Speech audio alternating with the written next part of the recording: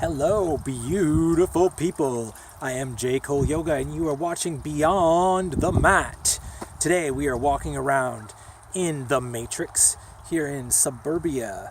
Look at this, surrounded by nothing but plastic homes everywhere. Another plastic home, another plastic home, another plastic home over there, another plastic house. Why do I have cancer? I don't know. Probably all these fucking plastic homes might have something to do with it.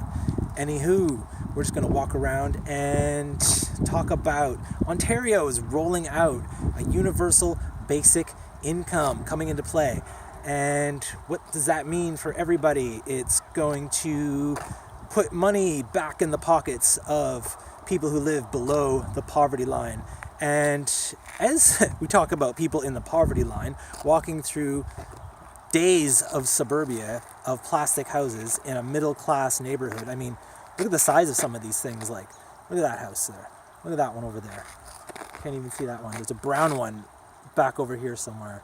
And just massive homes for one little family to live in. Why does everybody need all those massive homes for one little family to live in? I don't know.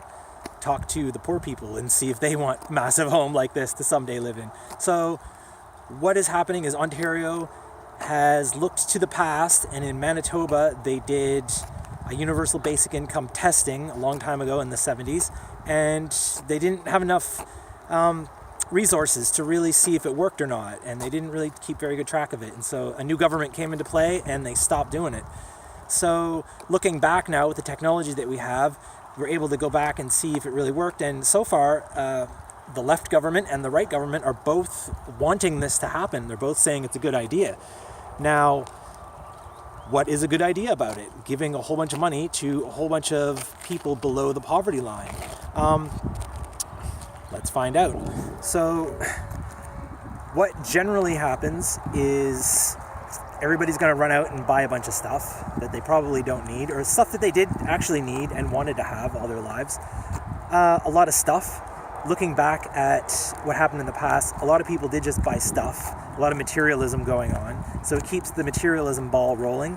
And I'm not saying it's a negative thing. I mean, they're talking about giving $1,500 a month to anyone who's eligible for this.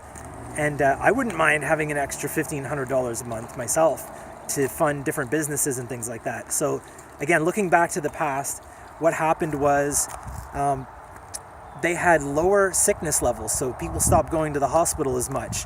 They had, where's my brain? They had lower hospital levels. They had higher attendance for school. Kids started going to school more. People opened up a lot of home businesses, so it really made the market thrive in that sense. And these are all good things. And I mean, a lot of people could really benefit from this and really pull them up out of the gutter that they've been thrust into in this capitalist society that we live in, which is getting to my point about why maybe we shouldn't be doing this, because right now what we have is an inequality happening. So when you look at things like Walmart, where the 6 Walmart heirs have more than half of the wealth of all of North America, that's getting a little crazy. 6 people own more than half the wealth. When that happens, we've got a few on the top who are making all the rules for the many on the bottom. So we have this hierarchical pyramid where we have the few at the top spreading out, taking complete control of everyone down at the bottom. And they want to keep this going. How do you keep that going? How do you stop the people from revolting? Redistribution of wealth. You throw the peasants a little bit of bread so that they don't attack the kingdom and try and overthrow everything. And basically that's what's going on right now. I'm not knocking it. I mean, for what we have right now, for the situation that we're in, this is definitely needed. And so we kind of got to go with this. And I think that maybe though in the future, there's the Matrix interrupting again.